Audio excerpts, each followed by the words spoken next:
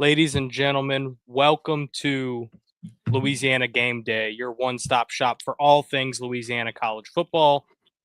From the 225 to the 504, the 337 to the 318, we are covering everything that you need to know on this Saturday in the boot. My name is Bryce, aka Redfish, aka Cajun Reese Davis, and I will be steering this ship today. I think this is our fullest house we've had yet. Our most content creators from around the sport coming in on this Louisiana game day to tell you what to look for on this beautiful Saturday morning. Really excited to get the show started up. Don't want to keep the intro too long. Make sure to follow us on all social medias at Be in the Know. You can see it down there in the bottom left-hand corner, and visit theknow.com down there in the bottom right to read articles, watch podcasts, figure out who we are as people, what we love, and why we're here. So without any further ado, we're going to go to the man with the science, the guy with the lab coat, Dusty Thibodeau, covering the ULM Warhawks. How goes, guys? Yeah, it's been a little rough time on the bayou. You get beat by a bucket of fried chicken last week in a rainstorm. It's never a good thing.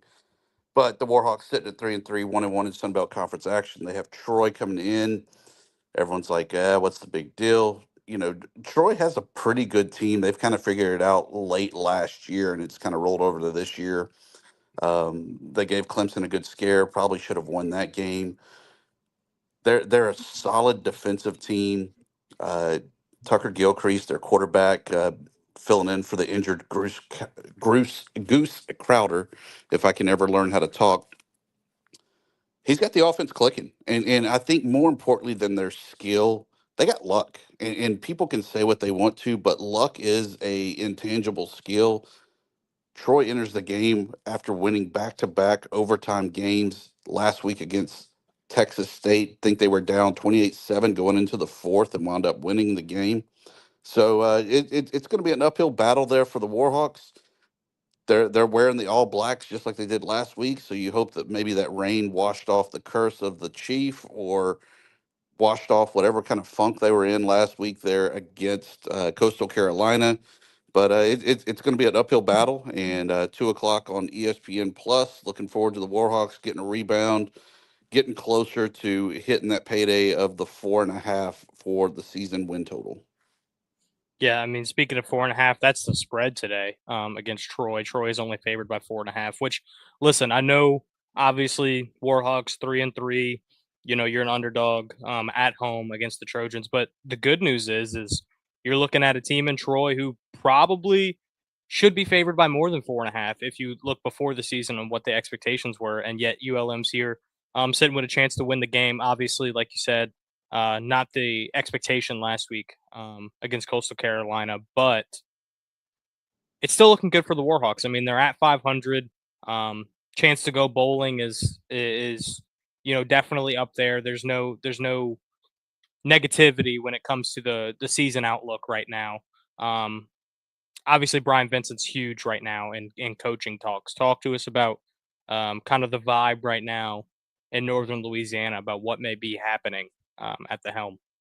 Yeah, I mean, with that UAB job opening up, that's home for him as far as that's where he really kind of cut his teeth in the college game as the offensive coordinator, then the interim head coach when Bill Clark stepped down, led them to Bahamas Bowl. So with that job opening up, obviously everyone's, hey, he needs to come back. He needs to come back. But you got to remember that he was passed over by Mark Ingram, their athletic director and the president there, for Trent Dilfer. And I think the egg on their faces, as we saw, the Dilfer experiment was not that great, but it's still the powers that be. They're in place. I don't know if they want to kind of save face and hire the guy back that they probably should have hired to begin with. So while he could be a good leading candidate there, I don't think that he wants to necessarily go back to there. I think the bigger job that I would kind of look at if it comes open is if Major Applewhite is pushed out of Mobile, that's the hometown kid coming back and he recruits Alabama like there's no tomorrow. That's the job I would be more worried about. When I talked with Bryant Vincent on Monday about this, he was kind of pissed that I even asked him about it. And I get it because it's going to be a huge distraction. You already have a team that's kind of fragile. We saw that last week where they just didn't perform up to expectations. And then you have hey, do we really want to keep playing for this guy if he's about to bail on us as well? So he's trying to keep the distractions to a minimum. So at least if they get beat, it's a team v team and not a team that's distracted worrying about where BV is going to go.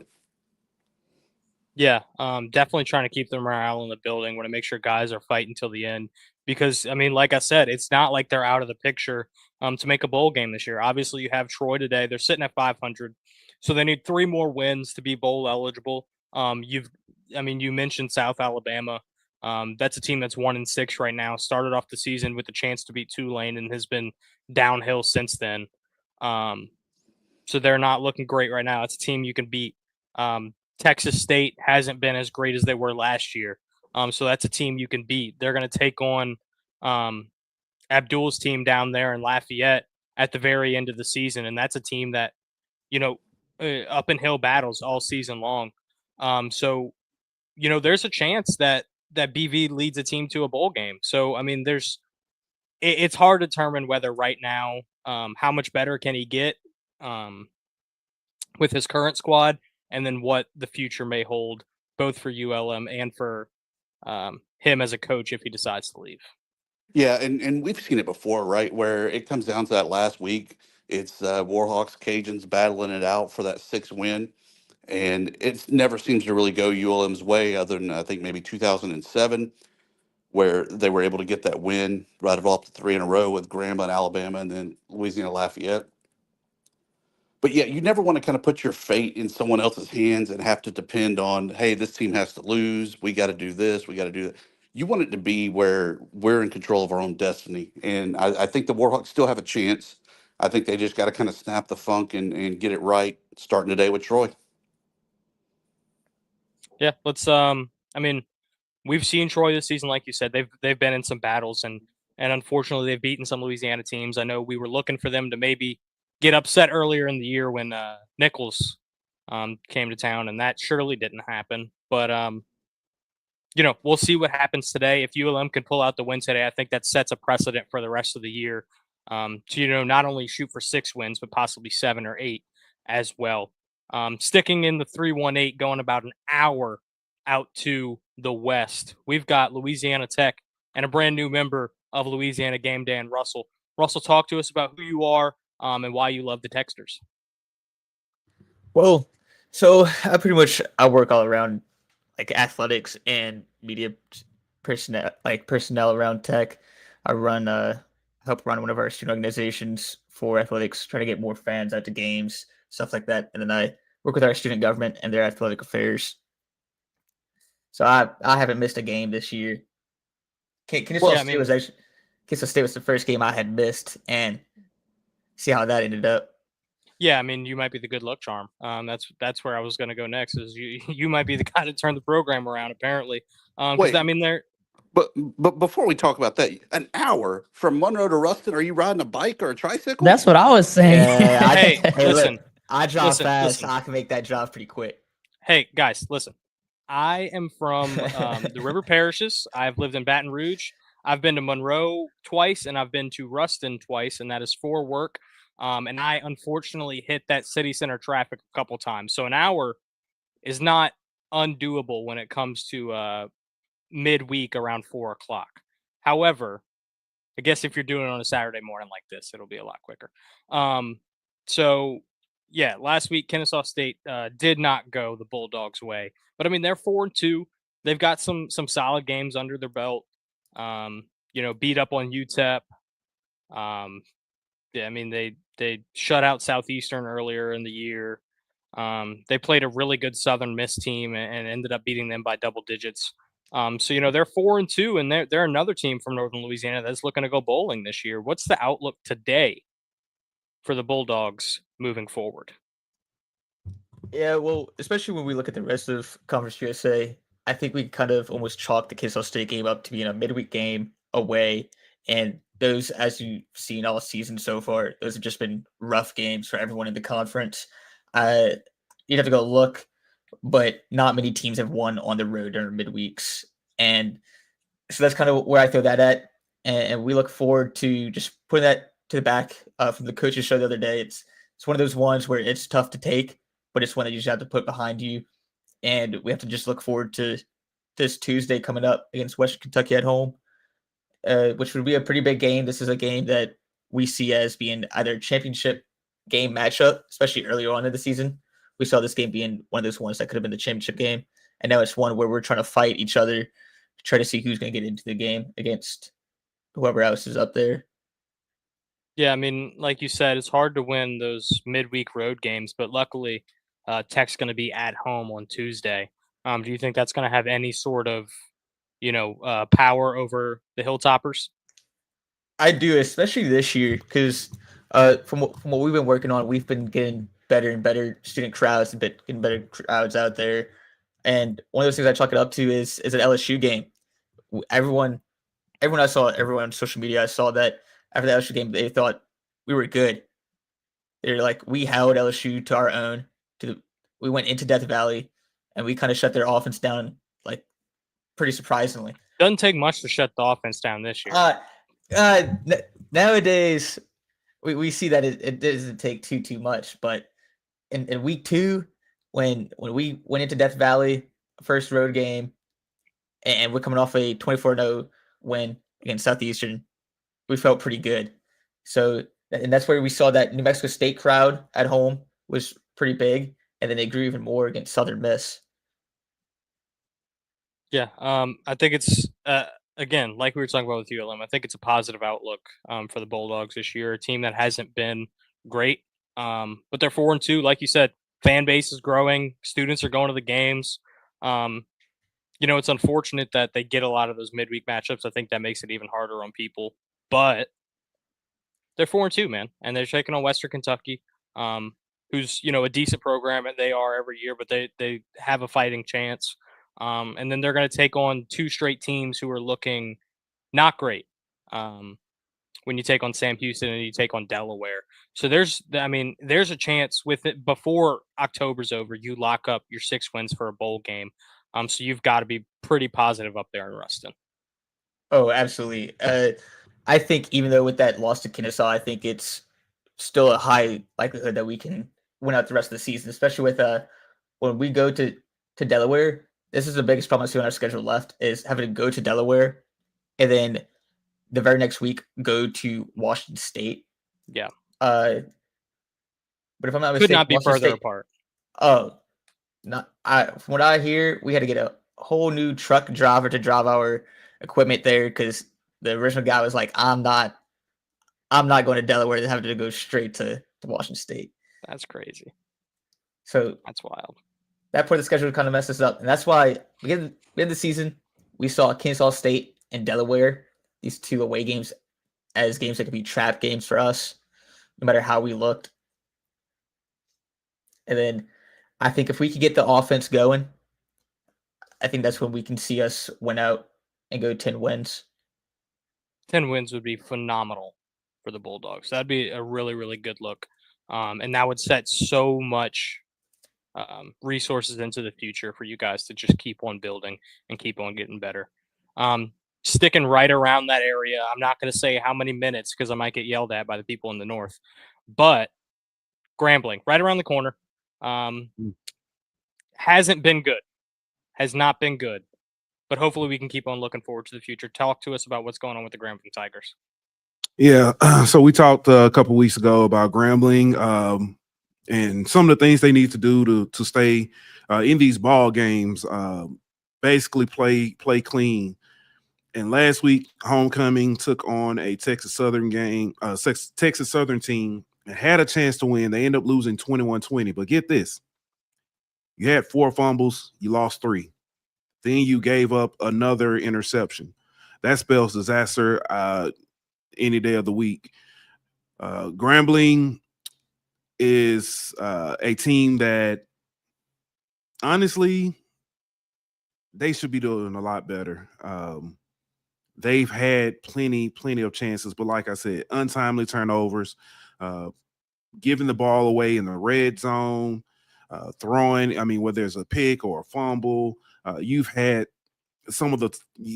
Prairie View, who is looking like the clear SWAC West favorite at this point. You had them on the ropes, had a chance to make it a ball game, and you gave it away. last week against Texas Southern again. Like I said, you gave the ball to them, I mean, numerous times. Looking back at the stats, 16 first downs. Neither team actually looked good in this game last week, but you had 16 first downs. That's it. 215 yards rushing, 143 yards passing. You didn't even pass much. You were 13 of 16, so that's good. But, one of those 3 incompletions is an interception. So, I mean, what do you do from this point? Well, today you take on UAPB, which is a very winnable game. UAPB comes in riding a little bit of high. They just had homecoming last week, had a big 42, I think it was like 42-6 win over like a D2 school. So you've got a chance to make something happen, shake some things up, and get back on the right side of the win column for once. But this SWAC West is slowly slipping away from everybody else not named Prairie View. And if you're Grambling, and we'll get to Southern, if you're Grambling, I mean, at some point you've got to be saying, do we start looking to move on, or do we give them time to rebuild? Because they didn't give Hugh Jackson long, and Hugh Jackson was doing a little bit better than what we're saying right now from Grambling. We all love Mickey. Mickey is a Louisiana guy through and through, but I don't think just being a hometown favorite is going to do anything to help you. They even brought in Coach O to kind of give them a little boost, help out a little bit, talk to the guys. But I'm not sure if any of this is going to be for not. It's going to be tough sledding around the hole this weekend, around Grambling. Just hoping to see better. At this point, it's kind of I just throw my hands in the air and just wish for the best. Yes, it's a weird thing with Grambling because they keep on bringing in these high profile names like Hugh Jackson. Oh my goodness, an NFL coach. I know he wasn't great in the NFL. I mean, he had in 16 season. But you would think going from the NFL stage to a small time D1 conference, you could figure some stuff out. Didn't work out for Hugh Jackson. Now you've got Mickey Joseph. I mean, Louisiana Cat was at LSU for a while, went to Nebraska. Like he's got some pedigree as well. And then another high profile name that's just not working out. If they do move on from Mickey, do you think maybe it's time to go get a guy who fans may not know, but he can kind of make his own mark and pave his own path? At this point, if you move on, you've got to try to find somebody who's been able to build a system around him. And unfortunately, in HBCU realm, a lot of that tends to say go down to a D2 level, look for a guy and pull him up. We've seen that twice. Prairie View, who I've mentioned, currently in a huge lead in the SWAC West. I say huge, it's not really that big, but with the way everybody's playing, it's a huge lead. That coach Tremaine Jackson, came from Valdosta State. Alabama A&M went out and got Sam Shea, that was at Miles, another D2. South Carolina State, they're in the MEAC. They went and got Chennis Berry. They were in the Celebration Bowl last year. But he was Chennis Berry at Benedict College. So he was also a former Southern guy, coached at Southern, and Southern that was one of their targets in their head coaching search before South Carolina ultimately kept him in the state and locked him down. So looking the D2 route may be something you want to do.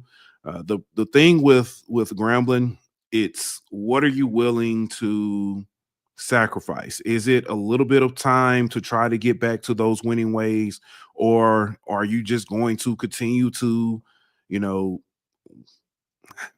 I hate to say waste resources on paying buyouts and trying to find somebody who's going to get it done in 1 or 2 years? Honestly, I don't think that's a smart move. I don't think that's a winning recipe, but you've got to find a way to give somebody some time, but you've got to find a way also to soothe the fan base. One thing Mickey Joseph did express to us during media day, one of his biggest issues is he was trying to do it too fast and win too fast. He doesn't have the resources, and he spoke back with he mentioned he spoke with Coach Orgeron, and Coach O told him, said, hey, You don't have the same resources we had in Baton Rouge. You've got to be able to build with what you got, and I think that's the path that Coach Joseph is trying to navigate, is trying to build with those with the guys he has. He's trying to build with the resources he has, and he's got to be able to honestly find that happy medium of not trying to rush himself, but also getting those guys ready and having them competitive every week.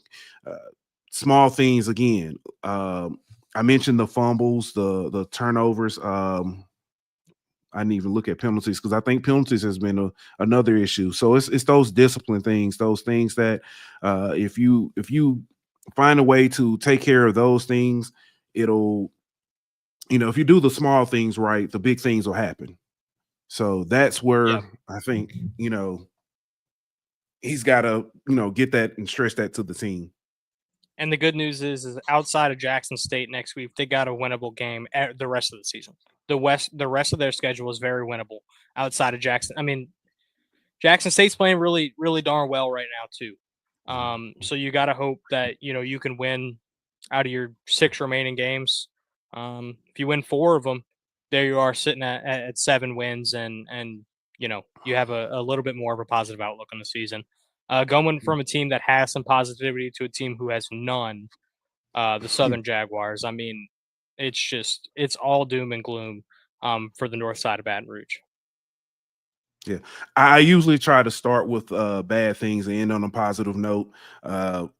But you've kind of made that impossible this week by saying, let's talk about Southern.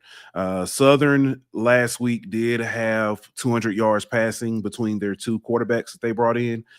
However, they got one side going, the other side stumbled. Rushing, they only had 97.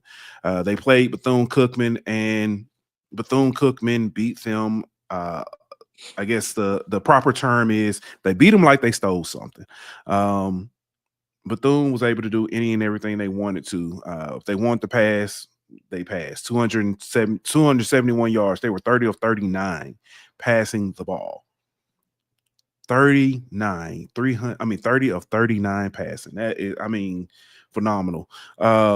Rushing, Bethune had 227 yards rushing. It was a just utter massacre. And ironically, that was the first time that Bethune-Cookman had actually beaten Southern in their school's history. And they did it in epic fashion.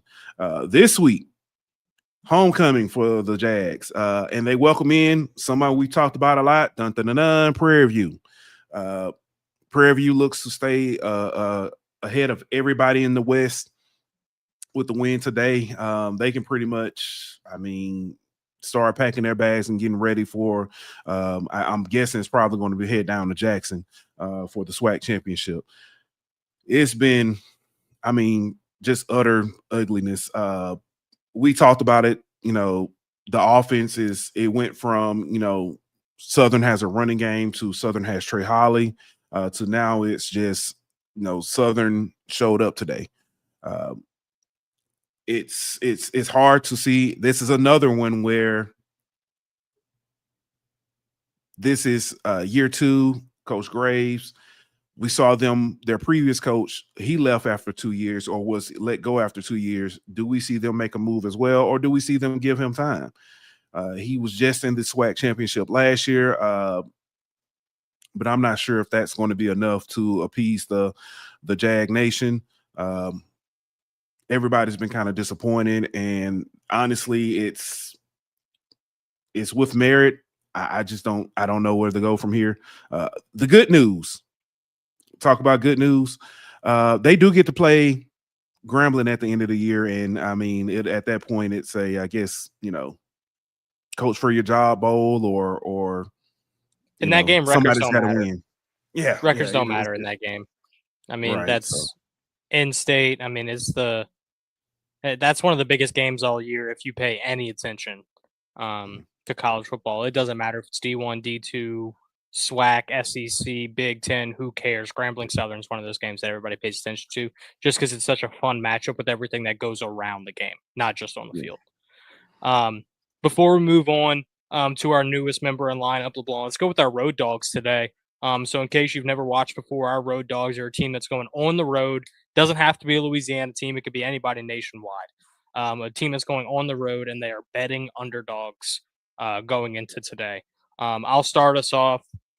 I've got SMU to cover 5.5 going into Clemson. I think it's two underperforming teams based on expectations last year. So, Clemson and SMU faced off in the ACC championship game last year. Kevin Jennings was coming in. He was hot. Cade Klubnik was the Heisman favorite. And both teams have definitely underperformed based on making that 12-team playoff last season. I think this game's going to be closer than 5.5. I just like SMU and what they're doing. It's a program that has never been top tier, and they're making it top tier. Whereas Clemson's kind of going the opposite route of being a top tier program that is almost falling out, of that prestige. So I'm going to take Rhett Lashley and Kevin Jennings of the SMU Mustangs to go into Clemson, South Carolina, and cover that 5.5 spread, possibly even pull off the upset. Whoever's next, go ahead. There's no rules. Well, I'll go ahead and go if nobody's gonna go. I think this one's kind of obvious. It's standing out to me. Ole Miss +7 at Georgia. Georgia has been a very good team. They've been able to dominate guys at home, especially, but they have not looked anywhere near the Georgia we've known them to be. It's taking on Lane Kiffin, who seemed to have matured and showed some promise with that offense and with Chambliss. I don't think he's the risk taker or the go for it on fourth down every day. I like the +7 here. I think that they can cover. I don't think that they necessarily win, but I think they can at least cover. We'll talk a little bit more about that game at the end too when we go into our road to the playoffs segment. I'll jump in real quick. So I took LSU this week, and I know there's going to be a bigger discussion on this game, later in the show. But they're coming in as underdogs in Vandy, and I think that they're going to be playing with a chip on their shoulder because of that. Everybody's been kind of talking all year, kind of trying to figure out when is this offense going to start clicking, when are the puzzle pieces going to come together, and I think that this game has all the makings of that happening. And I think LSU is going to win big in Vandy this week. I love the positivity. Unfortunately, I don't have that same amount, but I'll try my best. Abdul, give us your pick. Well, I actually had Ole Miss, Georgia, but good news is I had a list of games that I thought would be pretty good road dogs, and I think Tennessee, who is currently 8.5-point underdogs going into Alabama today. Look, these are two schools with pretty good offenses, and I think the run for Alabama is going to have to stop somewhere. They lost to Florida State. I don't know if that was a fluke or not. It was week 1, but look, these are two evenly matched teams, in my opinion. And so if it's a toss-up, I'm just going to go Tennessee over here to at least cover the spread. Probably not win the game. But I do think they'll cover the spread. This could very well be one of those what was it? Bama, Georgia, or Tennessee, Georgia the other week when it went to overtime and it was like a final score of like 44-41. So give me Tennessee over here to cover the spread. Yeah, and we'll go a little bit deeper into that game with road to the playoffs as well. Russell, do you have a pick for your road dog? Kind of took some of the other ones I had, but I also have this one right here. I have Washington at Michigan, and so that line's at +4.5 for the Huskies. And the Huskies, they have a starting quarterback. If you want to compare the two, with Williams going 10 touchdowns, 1 interception for 1,600 yards.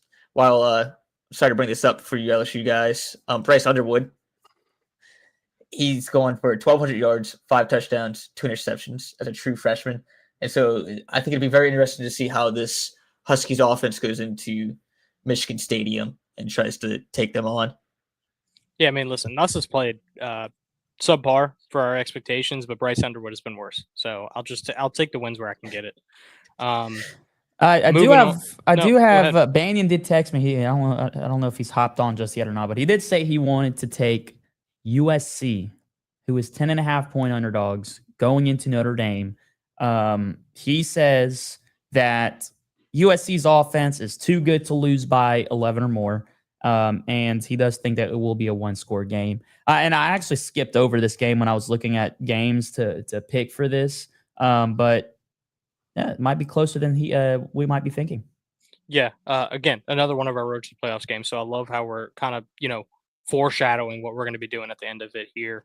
All right, let's go ahead. Let's go to Strawberry Stadium. Hey. Let's go into Hammond, America. No, go ahead. Hey, before we go, Yep. I know this isn't technically, it's a technicality that they're not on the road, the road dog. But the Texas A&M Arkansas, that's still in Arlington, right? No, Is that they're one actually still in doing it Arlington? at Arkansas, I believe. Yeah, Is it's it back not to a the home? neutral Okay. site. It's not a neutral site game this year. Okay, because I which thought was that would be interesting. interesting. Yeah, if that one was at neutral site, I mean, with it being in Arkansas, I thought it was a neutral site. I would have said by technicality they're on the road. I would have taken Arkansas. I think Petrino is going to be dangerous for Texas A&M, but I love the way you're thinking. I think that's one of those like top 5 team isn't expecting it and they got to fight. So good call there. All right, Strawberry Stadium. What are we looking like today? Hey, what's up, guys? So today we have the number 22 ranked Southeastern Louisiana Lions playing Northwestern State in Strawberry Stadium at 4 o'clock. It is our homecoming game today. These teams have a pretty long history. This is the 70th game in history that we've played, and the all-time record currently is 40-29 in favor of the Lions. So pretty deciding there. The Lions have won the last 14. The last time they lost to Northwestern was in 2011. So they're coming off a bye week this week after a dominating 38-0 win against McNeese, and they're looking to make it 15 straight against the Demons. Some keys to success for the Lions here. We want to establish the run early, put the points on the board early like we did against McNeese. We scored all 38 of our points in the first half against McNeese. We kind of gave the stars of next year some really good reps in the second half, so that they could kind of get some play-in time underneath their belts. We were up decidingly at the half. Could have put up a lot more points. But listening to the coaches show this week, Coach Frank Scelfo basically said, hey, look, if we have to put 60 points up against an in-state rival to prove that we're a good football team, then we're not doing something right. So a 38-0 win is good. You got your young guys in there playing some ball. So I see a lot of that probably happening again this week. The defense has played very great this year. Defense is held our friends over in Ruston LaTeX to 3 points in the first half in the season opener. Of course, we know they came back and scored 21 points in the third quarter, but then we also held them to 0 points in the fourth quarter. So, a lot of that probably had to do with them giving their younger guys some reps too. Caleb Proctor is our standout defensive lineman. He recorded 2 sacks at LSU and 3 tackles for a loss at LSU. And of course, like I said, this defense really played very well, shutting out McNeese 38-0. On offense, we can look for some really good balanced run play from guys like Calvin Smith Jr., Jadon Henry, and DeAndre Jackson. We're averaging 155 rushing yards a game. And then in wide receivers, we got a really good wide receiver in Jalen Domingo. He's got 5 touchdowns on the year so far, and he's just making some really good highlight plays over there over the top. And also we got Brandon Hayes playing very well with 2 touchdowns. Coming into the year, the question was going to be who is going to be Southeastern's quarterback. We had Carson Camp and Kyle Lowe kind of duking it out, but they played very well with a quarterback by committee here. We're playing both of them pretty evenly throughout the games. They're both throwing 67-68% completions. Carson Camp's got 832 passing yards and 7 touchdowns on the year. Kyle Lowe is actually leading the team in rushing yards. He's got 280 rushing yards and 9 total touchdowns, 4 of those from rushing. So the offense is looking like they're starting to come together and play very well as we play in Southeastern. I mean, in Southland Conference play. So.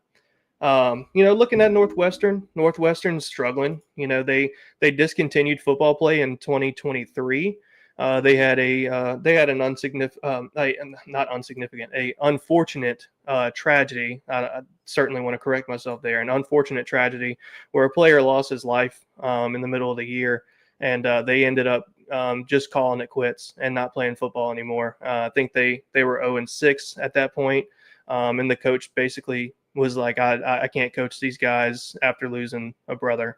So they lost a lot of their coaching staff. They got a new head coach. Probably lost a significant amount of players as well through that. So they're on a rebuild, So they snapped a 20-game losing streak against Alcorn State in their season opener. So they're 1-5 on the season, 0-2 in conference play. So I see this being a pretty decisive win for the Lions against Northwestern, a rebuilding team.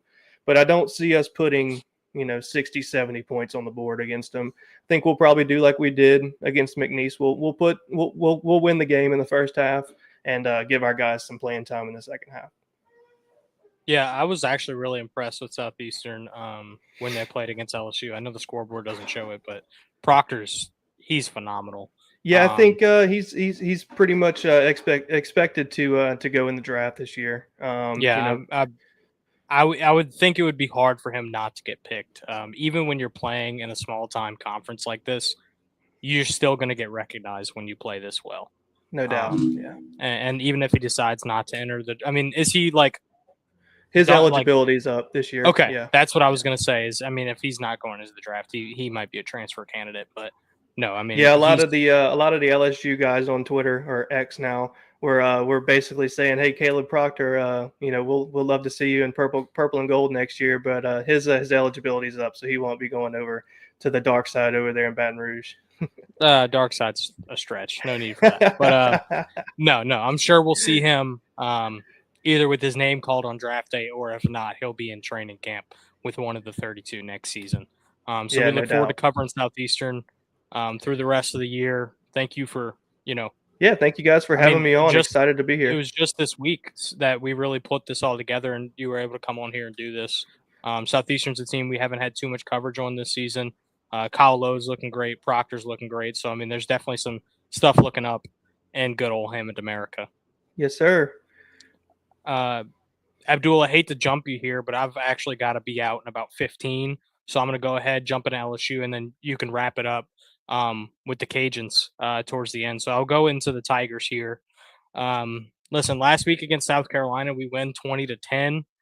But it was a very different 20-10 game than the Florida game was. So if you look at those two games, you look at the final score, you'd think the team was very similar, but it was very, very different. Our game was almost like we more held ourselves to 20 points than South Carolina did. Nussmeier kind of had that gunslinger mentality back. Throws for 250, 254 and 2 touchdowns, but he also throws his 2 picks. Juwan Johnson fumbles on the goal line. So, that's 3 turnovers that really stall you there. If you take out those 3 turnovers, there's a possibility LSU's putting up 35 to 40 points. I think this was probably a game moving in the upward direction that we saw last week against the Gamecocks. Our defense hasn't changed. Our defense is still one of them ones. They are playing out of their minds. Outside of that 70-yard touchdown run, they hold a South Carolina offense to 3 points. I know South Carolina is not what they were supposed to be, but there's no denying Lenore Sellers is a very talented quarterback. There's no denying that Shane Beamer is a talented coach who not only has the pedigree from his father, but has set his own mark down there in South Carolina. So, I was actually encouraged out of that 20-10 win. Again, I know, box score is hard to look at, but there's some good things. There's some good things that came out. 166 yards rushing. That was probably our best rushing game all year. We haven't been able to run the ball worth a poop. We were like 109th in the FBS in rushing, and we come out and rush for over 160. So that was encouraging. Coaching wise, I think the play calling was a little bit better. I've heard from some sources who I trust with the LSU Tigers that Joe Sloan was not the only one making decisions when it comes to play calling. It wasn't a one-man show, and I would expect it to stay that way for the rest of the year. You have a lot of other experienced coaches in that building who can really lean into the strengths of the offense and try to lead us down a path to where we can really get the ball moving. So, coming out of last week in South Carolina, I think I feel better about our team than I did going in to the game. Even though the final score wasn't what you want, I think there was a lot of encouraging stuff we could see in that game. Trades Green, number 1 on the board for favorite Tiger at the moment. Absolute monster. So moving on to today, we've got a game in about 45 minutes against the Vanderbilt Commodores, and this is a tough one. It really is. Vanderbilt's a really solid team. You cannot take them for name value anymore.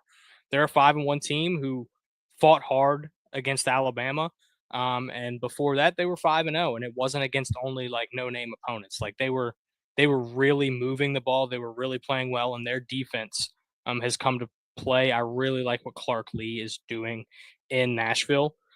Speaking about defense, it's going to be a little bit different for the Tigers today. The guy who I would consider the leader of that defense, and Whit Weeks, is out. I think Landry Kiffin may be a witch. She shows up into the picture. He starts throwing up every week. He hurts his ankle out of nowhere. He cuts his hair randomly on Instagram Live or something. I don't know what's going on, but she put a spell on him, and I am not liking it. Give me my Whit Weeks back. I want him back. But yeah, he's out today. That'll be tough. Bernard Gooden's also out today. He's been really, really good for us in the middle of that line. So we're going to have to adapt. But the good news is we have the number 1 corner in the nation, in my opinion, in Mansour Delane. Pyburn and Patrick Payton have both really stepped it up on the edge of the defense with Gabriel Relaford going out. And then, excuse me. We showed flashes last week with the defensive backs outside of Mansour Delane. Tamarcus Cooley's kind of an up and down player, but when he's hot, he's hot. Kind of reminds me of a young Sage Ryan. And then Deshaun Spears, whenever he's on the field, he looks really good. So I'm hoping he'll get some more looks. Devon Keys. Yeah, Devon Keys. Because a lot of people have with Weeks out, they've kind of started looking at him more. If you look at PFF, he actually grades just about either equal or better than Weeks in a lot of the games played this season. He's a guy who has stepped up big time when he's given the opportunity. I don't see a big drop off there. You can't replace some of the intangibles things, the leadership, abilities and everything like that. However, do not sleep on Devon Keys coming in there at defense. Coming in there at linebacker rather. Yeah, when I was going to bring it up too is they're kind of an interesting juxtaposition too, because if you look at Devon Keys, he's a really good coverage linebacker. He looks really good when he's playing in coverage. He plays really, really well over the middle. Whit Weeks is more of that hard-nosed see-ball, get-ball guy, but Devon Keys is really smart. He's played really well, and like you said, there's not a huge drop-off. I think it's just different. And also, Whit Weeks is a guy who the LSU fans have come to know and love. So, it's different not seeing 40 on the field with the rolled-up jersey and the coffee being spewed out on the 50-yard line. But yeah, I think Devon Keys is a really good player, and Whit Weeks' brother, his older brother, actually, Wes has looked great this year. So, it's not like the Weeks brothers are gone. Zach may even get some playing time. Zach Weeks, the true freshman. So it's not like our linebacker core will be hurting, especially when you've got HPK7 coming off the edge and playing that star position as well. So I think, although our defense may be facing some challenges, Blake Baker is one heck of a coach who could be, he could be getting some looks elsewhere in the country for a head coaching job with what he's done in 2 years with this LSU defense that went from very last in the nation to top 15, top 20 unit. So that's kind of what the defense is looking like. To me, the key of the game is can Nuss limit the mistakes, man. He said it multiple times in the past few weeks. He was not healthy at the beginning of the year. He just wasn't. And yet he was going out there anyway. And whether that was a coaching mishap or Nuss trying to push himself or whatever the case may be, I don't love that he was playing hurt, but he's healthy now. So he's got to go out there and prove himself to be the quarterback that everybody thought he would be, where he was a Heisman candidate. He was a number 1 overall pick in the 2026 NFL draft candidate. Can he back up all of those expectations and prove himself to be the leader of the LSU offense? I mean, he's number 18 for a reason, right?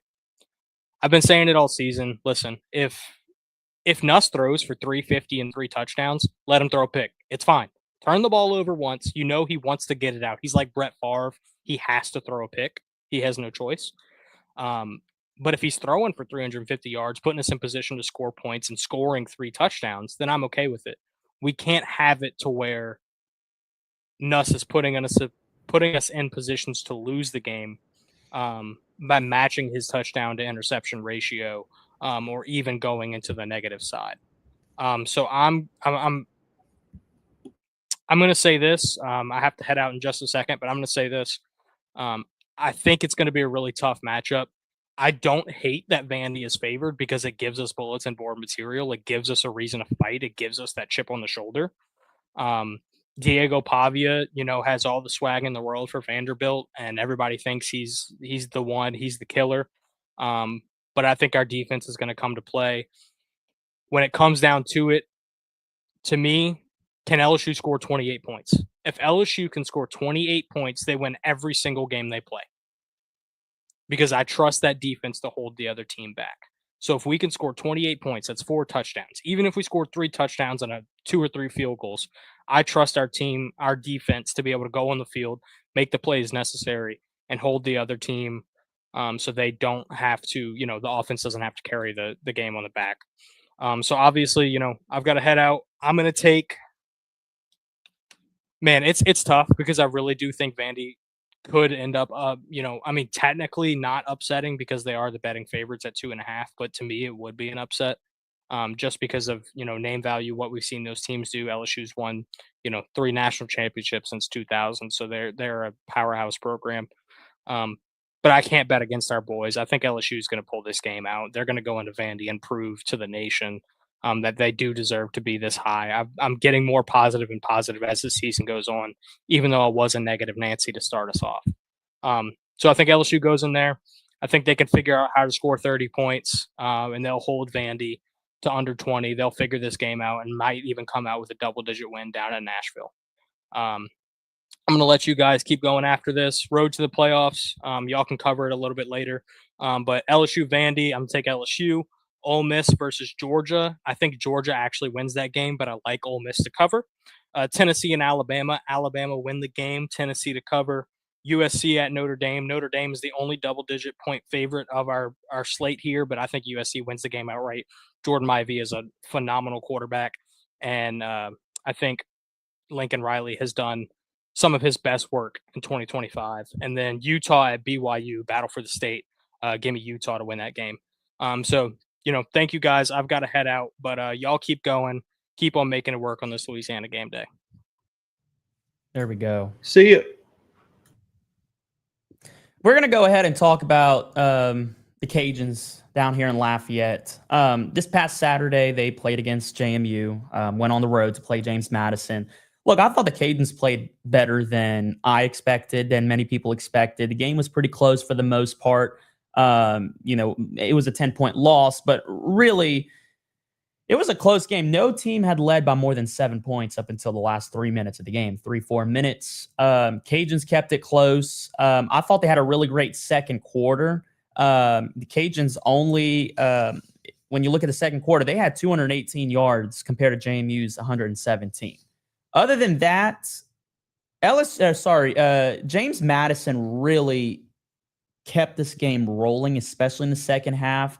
The Cajuns just couldn't keep up with the offensive firepower that James Madison had in the second half. And look, James Madison finished with a total of 290 yards passing. Alonzo Barnett threw for almost 300 yards. And mind you, James Madison is not a passing team. They are a running team. They run the ball well, and it came as a surprise that we allowed 290 points. The problem with our defense now is you have allowed an average of 275 yards through the air in the past 2 games against Sunbelt opponents. And that's concerning because today we're going up against another quarterback in the Sunbelt who and actually might be the first quarterback that we're facing this season who might be, other than Carlos Del Rio Wilson, who is going to be able to throw for 200 plus yards, potentially even 300 yards. And it concerned me that last week we allowed 290 yards against a quarterback in a passing game that was ranked one of the worst in the country. So, look, there was my final take last week's game. I thought, looking at the offense, Lunch Winfield looked really good in terms of bringing the passing game to some sort of life. As we know, UL has struggled in the passing game this season. They started off slow. They were only averaging 122 yards per game through the air prior to this JMU game. And he came out and aired it for 243 yards, 2 passing touchdowns on just 14 completions. So he was averaging 17 and a half yards per completion. And no, they weren't wide open passes. A lot of the times he just threw it up in the air and receivers would come down with it, which showed that he has trust and the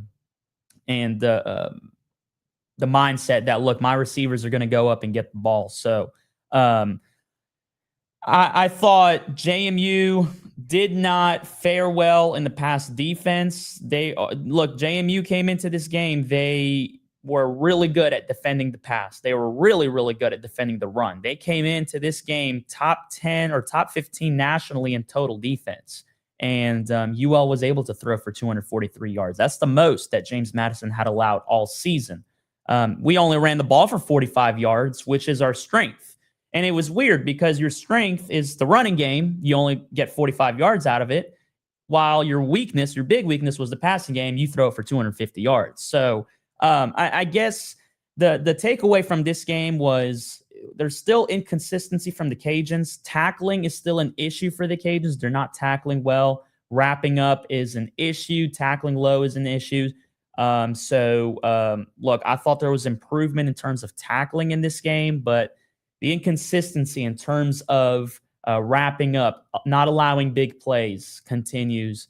And so, look, you're playing today against a Southern Miss team in what should be the rematch of the Sun Belt Conference Championship game from last season.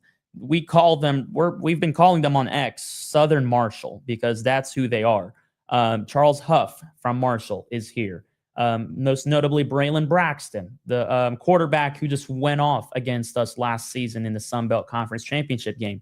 They're right now at Southern Miss. They have a 4-2 program. They have played really good teams this season. I looked at their schedule and look, they've played Mississippi State and they, lost. They barely got blown out. It was a 34-17 game. To be fair, it was pretty close in the first half. They beat Jackson State, who's a really good FCS opponent. You beat App State. You barely lose to Louisiana Tech, and I got to give credit to them because Louisiana Tech this season looks really good.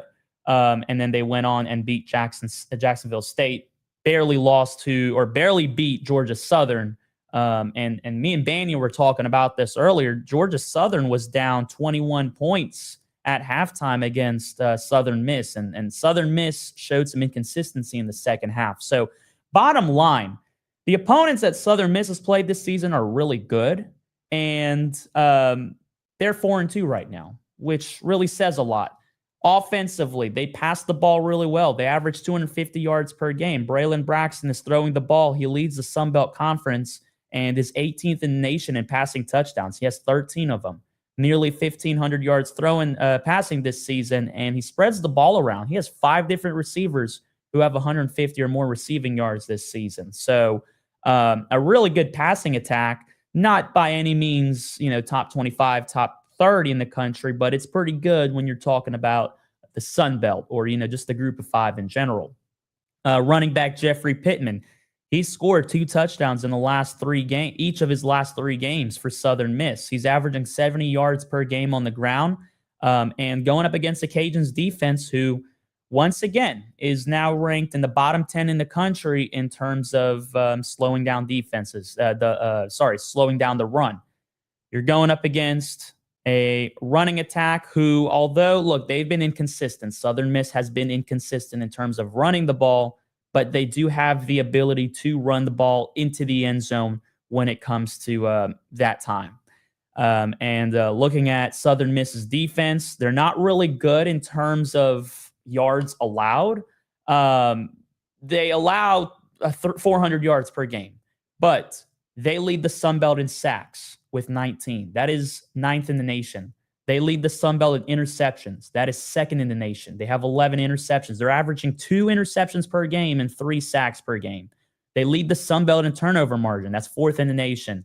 They lead the Sun Belt in defensive touchdowns. That's tied for 9th in the nation. They have 2 of them. So although they allow a lot of big plays, just like UL does, they lead the Sun Belt and in the top 25 nationally in a lot of areas, and they will want to turn the ball over. Chris Jones, the linebacker, he leads the Sun Belt in total tackles. That's 5th in the nation. He has 64 of them. He accounts for 3 sacks so far this season. So, look, we talked about this on our Cajuns Insider show the other day. If UL wants to win this game, and look, UL still has a very inconsistent pass game. We're ranked 127th in the country, averaging 143 yards per game. And look, the stats are skewed. You have Lunch Winfield, who is now going to be getting his 2nd start, playing in his 3rd game this season. He has so far thrown it for 125 yards in 20 minutes of gameplay against Marshall and almost 250 yards against a very, very good James Madison pass defense. So I could say he's very much capable of throwing the ball for 250 yards in a game. That's why I say those stats are skewed. Your run game, 41st in the country. You're averaging 185 yards per game on the ground. So we have a good running attack. Going up against Southern Miss, they don't have a really good running defense. So I think we'll be able to run the ball well today. Passing game, I think Lunch will be able to throw for 250 yards today. I think they have the ability to do so. And so my prediction on this game, look, I hate to say it as a Cajuns fan, but you're going to have to score 30 or more points if you want to win this game. Whether you are, Southern Miss or UL, you're going to have to score 30 or more points if you want to win this game. You don't score 30, you're not winning this game. It's a high-powered offense in terms of Southern Miss, and they have a poor defense. So does UL. They have a poor defense. Offensively, we are still struggling. There's a lot of inconsistency. The passing game has been inconsistent. The running game has been inconsistent. We haven't had a good running game against a good defense, and that's been the issue. So, look, and I've been back and forth on this. On Tuesday, I said UL would win this game 31-27. Right now, I personally have Southern Miss winning this game 38-35 in a high-scoring shootout. I think Southern Miss will have 5 touchdowns. I think Cajuns will have 5 touchdowns. I think Braylon Braxton will have 2 touchdowns and 2 passing touchdowns and a rushing touchdown. I think Lunch Winfield will have 2 passing touchdowns and a rushing touchdown. These 2 quarterbacks are very similar in terms of play, although we haven't seen much of Lunch yet, but he seems to be very similar to Braylon Braxton. And I think our running backs for UL, Zylan Perry will have a touchdown. Bill Davis will have a touchdown. I think Jeffrey Pittman for Southern Miss will have 2 touchdowns. So I can see this being a 35-35 game. I only have Southern Miss winning this game 38-35 because they turn the ball over so much and very well. We were just talking about it earlier. And so I think that Lunch Winfield will make a mistake. He will throw an interception, or there will be a turnover somewhere. If it's not from Lunch, it will be a turnover from the Cajuns by Southern Miss, and they'll win off of a field goal 38-35 is my prediction, unfortunately. Banyan, you have anything to add on that realm? Yeah, I have the opposite. So on Tuesday, or I think it was Thursday, whenever I said it, but I think that Braylon Braxton's going to have under 250 yards passing. I think Lunch Winfield's going to have more than 250. I think he's going to outplay Braylon Braxton, and UL's going to get the win 38-34 in a shootout.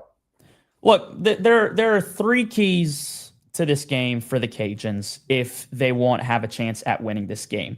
Number one, your offensive line needs to be able to push downfield to have a good running game, and they need to be able to hold their block.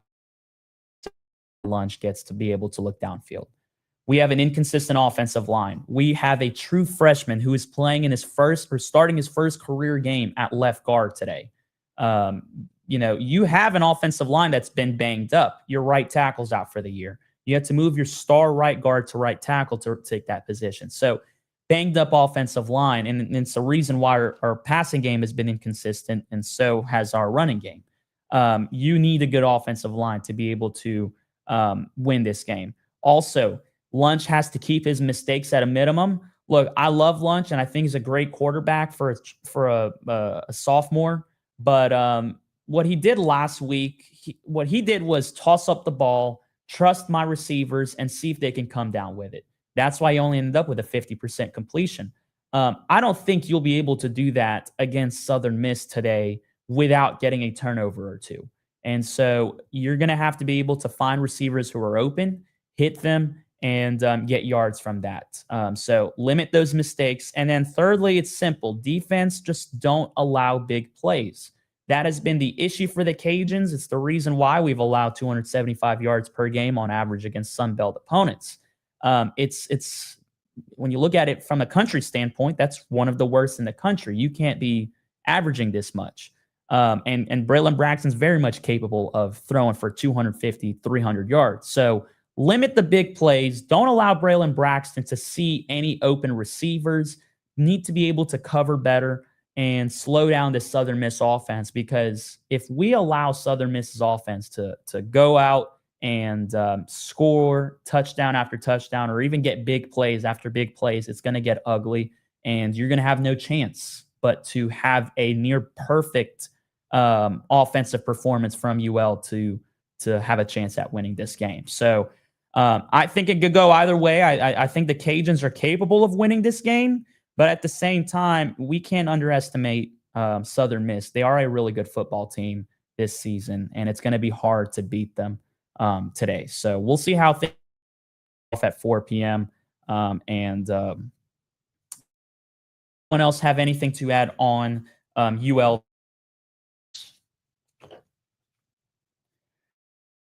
With that being said, we're and road to the playoff segment. I know his name, Bryce, had to leave, so we're going to that 5 games that have major playoff implications, and we're going to start from the bottom of this list. Utah, BYU. I think these two schools, BYU, by the way, is 3.5-point favorites. I think these two schools are very evenly matched. I think when you look at them from a overall standpoint, these two teams are very similar. And so it was very hard for me to pick a winner here. It could very well go either way. This could very much be a 3-point game that comes down to a field goal. I think Utah will come in and get the upset here. And so is it BYU or Utah here that is favored? Do you know, Banyan? Does anyone know? -3.5. It's Utah? Yeah, -3.5.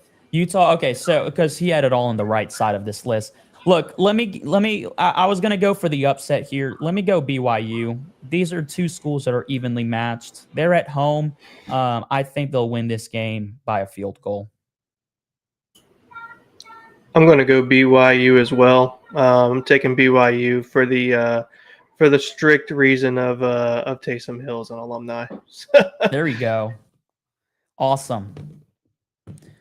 No Chill, you got anything on this game, Utah at BYU? I want to take Utah. I kind of want to take Utah in this one, but Utah is typically built off their defense. They haven't looked the same. I think this one being is at BYU, right? Mm-hmm. Yep. Yeah. I think they kind of get the win there. So. Yeah, and look, I think Utah's defense is really good. They've not allowed any more than 14 points in the last 5 games against any opponent. So, actually, Texas Tech, they lost to Texas Tech 34-10. I think that was my deciding factor in picking this game. Yeah. Well, I mean, Texas Tech has made everybody in the conference look kind of bad on defense. Yeah. They did the same thing to Houston, and Houston is a top 25 defense. So, Right. It's going to be a good game, and we'll see how things go. It's going to be at 7 o'clock tonight on Yes, Fox. I definitely have the same feeling there. I feel like their defense, Utah's defense is still good. And I think Dampier's a good quarterback. But with this being at BYU, I say give me BYU. There we go. All right. I'm gonna be what I always do. I'm going Utah. I got BYU having their first loss of the season. Utah has just looked great this year. I mean, Texas, when they played Texas Tech, I think it was like 10-3 for most of the game. I think in the fourth quarter they allowed 24 points to Texas Tech, and I just think Utah's defense is playing better. They've only allowed 24 points the last 2 games against West Virginia and Arizona State. So I think, and BYU struggled a little bit last week. So I'm going to take Utah to give BYU their first loss of the season. It's going to be a lot. It's going to be a good game. There's a lot of good games today. I was going to watch Tennessee, Alabama, but this might be a game I have to put on split screen. Up next, we got USC, who is going into Notre Dame. USC is currently 10.5-point underdogs going into this game. Look, I skipped over this game, like I said earlier, when it came to picking my road dogs. I thought, Notre Dame could probably handle USC well, but I'm looking at this passing attack by USC, and they look really good. Running attack looks really good too. This could very well be a close game, and I see why, Bannon, you picked this as your road dogs over here. I'm going to take Notre Dame to win this game, but I'm not guaranteeing that. This could be a very toss-up game as well. I'm going to go with Notre Dame wins, but USC covers. Yeah, there you go. So we did a stat looking at, because with the whole conference shakeup, realignment stuff, a lot of West Coast to East Coast to West Coast type games. And I know this isn't a conference game. However, rule kind of still applies. USC going cross country to take on Notre Dame. Those teams who have had to travel are like 36% win percentage, something like that, if not less. That is the only reason that I'm taking taking Notre Dame in this one. I think that wears on you, over time. Honestly, I think USC has the talent to get it done, but I think that is a huge factor, and it's hard to go against numbers with that. Yeah, I'm going to go obviously I picked USC to cover this game. I also do like them to win the game outright also. I just think USC's offense can be too much against Notre Dame. I'm going to go with the better quarterback, and this is going to end Notre Dame's playoff hopes tonight. Yeah, Russ, what do you got on this game? Give me the Trojans to cover and to win here as well. I think their offense will also be too much for Notre Dame's defense here. All right, sweet. There we go. Moving on to Tennessee at Alabama. This is another evening game that is going to have high playoff implications here. Tennessee is going into Alabama at Bryant-Denny Stadium in Tuscaloosa, where the Bama Crimson Tide are favored by 8.5 points. This could very well be a preview of the SEC championship game, and I say this with a grain of salt because there are a lot of top teams up there. But look, I think these two teams are evenly matched. I like Tennessee's running game, and this was my road dogs over here for Tennessee to cover this game. I don't think that Tennessee will win this game, but like I said earlier, this could very well be another one of those Tennessee-Georgia games where it goes into overtime and one team wins barely. Now, I'm not saying this game will go to overtime, but I do think Tennessee will cover. I just don't think they will come out on top. Give me Alabama to win this game.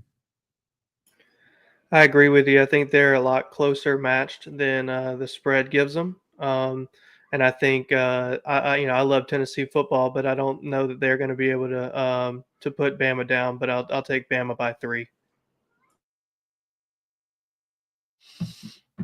You'll never catch me picking for Bama. I don't care how much sense it makes. Give me Tennessee. Man, I hate Alabama too, but Tennessee has not looked great this past 2 weeks against Arkansas and against who was it? Arkansas and Mississippi State. They have not looked good, and they're going to Alabama, playing one of the hottest teams right now. Ty Simpson's Heisman favorite, doing really well. And if this game was in Tennessee, or if this game was like right after the Georgia game, I would have more hope in Tennessee. But I just think they have not looked good this past 2 weeks. Only won by 3, and then by 6 in overtime 2 weeks ago. I just think Alabama's getting too much. I think they're going to cover the spread also. I think they win by 10 plus. As much as it hurts to say, but it's just what's going to happen. I have the same feeling here. I feel like picking Bama, I'm going to get disowned by my family, but I think Simpson has looked like almost like a Heisman quarterback after that Florida State game. And I do think that Florida State game was a fluke for a week 1 game. And so I say give me Bama here. I don't know if they cover, but they do win. Moving on to another SEC matchup. We got 3 SEC matchups here in this list. Ole Miss going into Georgia. Ole Miss right now are 7.5-point underdogs.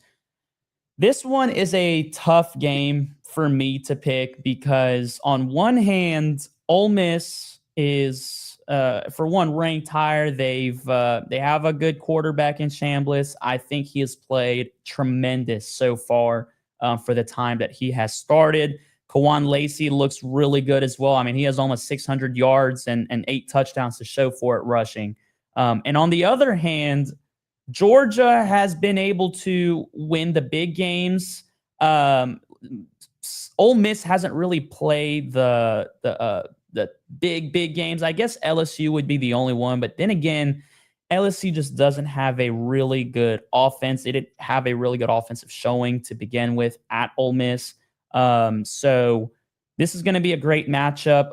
If I had to say, I think, and I said this a few days ago, I think Ole Miss is going to come out and outright win this game. I had them covering the spread, and I think this will be another one of those high-scoring games that Ole Miss will come out on top and win by a field goal, keeping their undefeated streak going and moving into the top 4 in the AP Top 25 poll. Yeah, to me, Ole Miss is playing, pretty well. They're an undefeated team. Of course, they're playing well. They're winning games. If you look at their schedule, the only real decisive win that they've had was versus Tulane. So I would say Georgia is still Georgia here, and this is an SEC matchup in Georgia. So I'm going to go with Georgia for the win. Stats show that the way to beat Georgia is through the air. Ole Miss has to get that going. If they can get that going, they can get the win. Question is, can they give Chambliss time? Can he create enough? Are they going to go with the quick game like they did against LSU? I think they're going to be stuck going with the quick game a lot. Trying to go deep is probably going to work against them, just simply because I don't think their O-line has what it takes to keep Georgia out of that backfield. With that said, I think Ole Miss covers, Georgia wins in a close one. Yeah, I'm going to go the same thing. I think it's going to be a great game, it being in Georgia. Ole Miss didn't look good last week, obviously, against Washington State. But, I mean, every team has that when I guess they just play down to their level. But, yeah, I'm going to take Georgia to win this game, but definitely for Ole Miss to cover. Russell, you got anything on this game? Yes, I think when we look back at this game, after it's all said and done, I think we're going to see this as being a top 5 game of the year. But I do see that Georgia's not going to lose another home game, especially in conference play. I think they're going to take that Bama loss from early in the season at home and take that to heart, and they're not going to lose again at home. All right. So I'm going to be riding Ole Miss here. I like Lane Kiffin's offense. Pretty unique against this team over here. It's going to be a high-scoring game, in my opinion. All right. The game of that is kicking off in just 10, 15 minutes from now.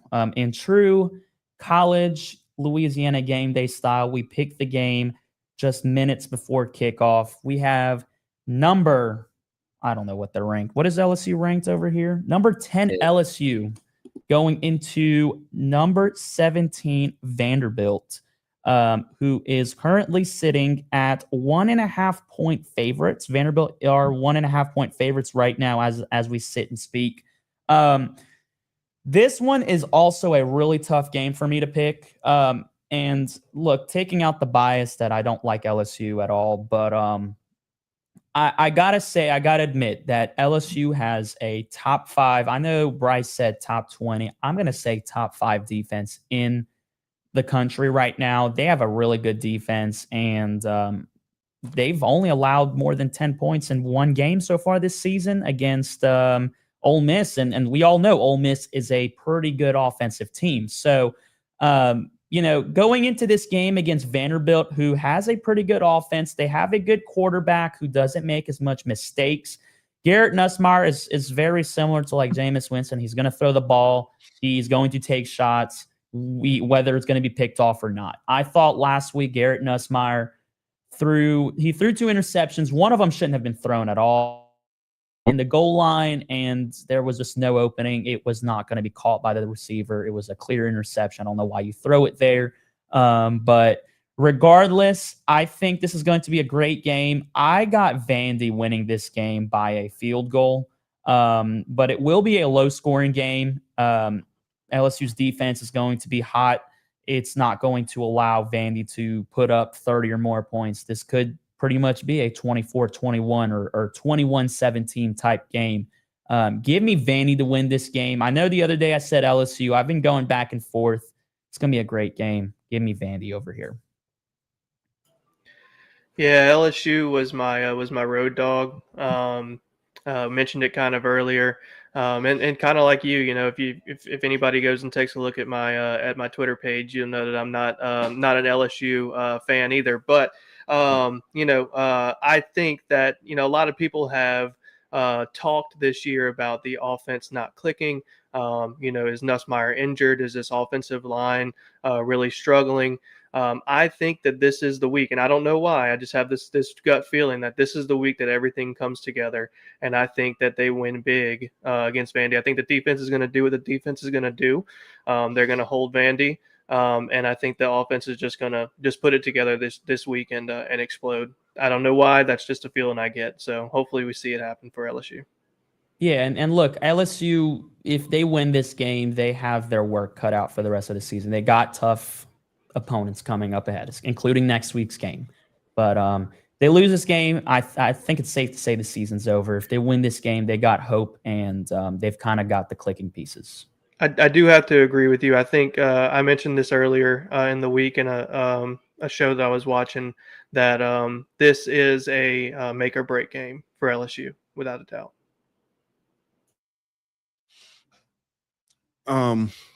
You look at the numbers. Vanderbilt looks very good stat-wise on defense. However, when you look at the opponents they've played, there's nothing impressive there outside of South Carolina, who lost Lenore Sellers early. That's probably the most impressive I've seen them. They struggled against Bama. But then again, who doesn't? But with that said, I don't think we see the same thing from this Vandy. I think Vandy is going to be good, but I don't think when you match up, I don't think their defense is any better than what LSU sees every day or what they saw all summer. I don't think this. I hope that you're right, that this is a breakout game for this offense. I just honestly feel as though this offense just has to not make the mistakes. I can see this being a 14-10 Vandy lead at halftime, but Vandy not score after half. And LSU can go down, kick 2 field goals, or go down and score, or whatever they need to do. The thing about this one, LSU has to keep this one close in the first half and find some footing in the second half. If they can do that in the first half, great. But I think LSU can win this one. Decisively, I don't know. I just hope they can win this one. this is a survive and advance kind of game. So Most It's definitely make or break for LSU season right here. If they lose this game, their playoff hopes are over with, even with the tough schedule coming up. But yeah, I just think LSU's defense is going to be too much for Jacob Hobby. I don't think he's going to know what to do with himself. I think he's going to make too many mistakes, and I think LSU's going to go in there and win 27-17 as my final score.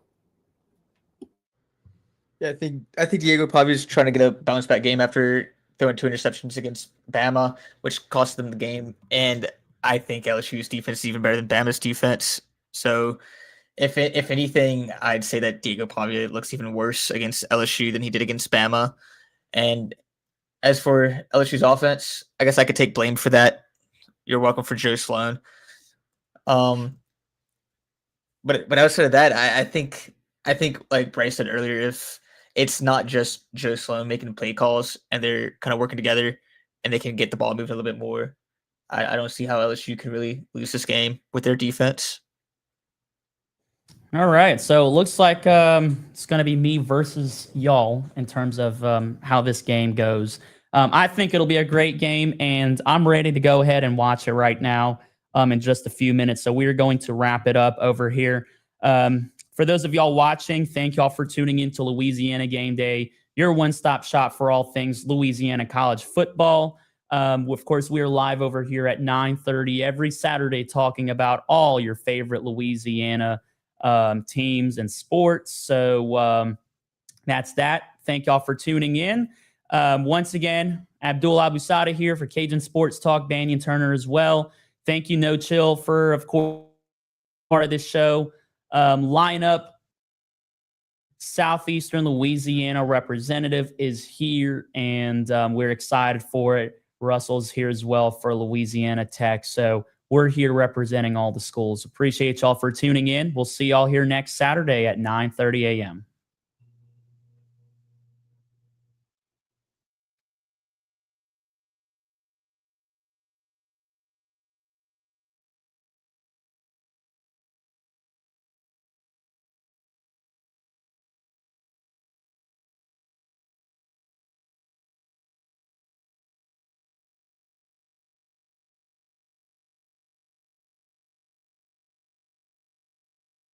Just waiting for him to cut the live.